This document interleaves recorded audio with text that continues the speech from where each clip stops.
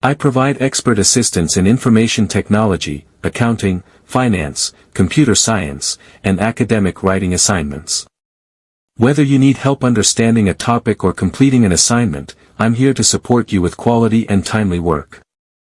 I'm also highly skilled in Microsoft Excel, Word, Access, and PowerPoint, and can guide you through projects, reports, and data-related tasks. If you're looking for reliable and professional help with your assignments, feel free to get in touch with me.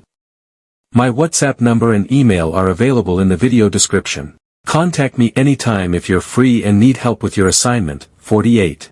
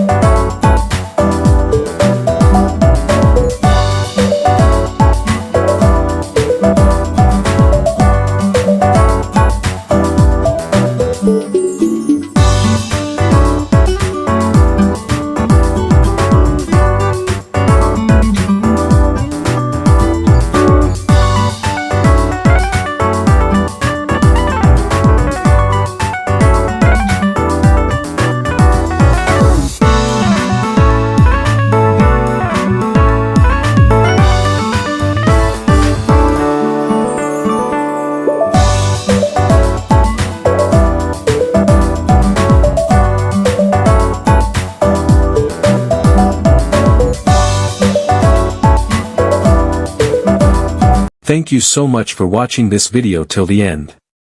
If you've come this far, it clearly means that you are either looking for help with your academic assignments, or you're someone who values quality, professionalism, and timely support. Let me remind you again, I offer complete guidance and professional help in information technology, accounting, finance, writing assignments, and computer science. I also provide expert-level assistance with Microsoft Office tools including Excel, Word, PowerPoint, and Access. Whether you're stuck on a project, running out of time for a submission, or just want to improve your academic performance, I'm here to help you. I understand how stressful it can be when deadlines are near, and you don't have enough support. That's exactly why I created this service, to help students like you get things done on time, with confidence and accuracy. If you need any kind of help, don't hesitate to contact me. My WhatsApp number and email are available in the video description. You can message me anytime, day or night. I always try my best to reply as soon as possible. Even if you're unsure about your topic or confused about what to do, just send me a message. I'll guide you step by step. With my help, you can, white heavy checkmark, submit your assignments on time. White heavy checkmark, improve your grades. White heavy checkmark, save hours of stress and confusion. White heavy checkmark, learn better along the way. Many students have already benefited from my services, and I would be happy to help you as well. So if you're free right now and want help with any subject or task, just click the link in the description and message me directly on WhatsApp or email. I'll take care of the rest. Remember, your academic success is my top priority, and I'm fully committed to providing high-quality, affordable, and trustworthy support for students just like you. Again, thanks a lot for giving your time and watching this video. Make sure to like, share, and subscribe if you're watching this on YouTube, because more helpful videos are coming soon. Take care, and I look forward to helping you with your next assignment. Don't forget, all contact details are available in the video description. Let's work together and make your studies stress-free and successful.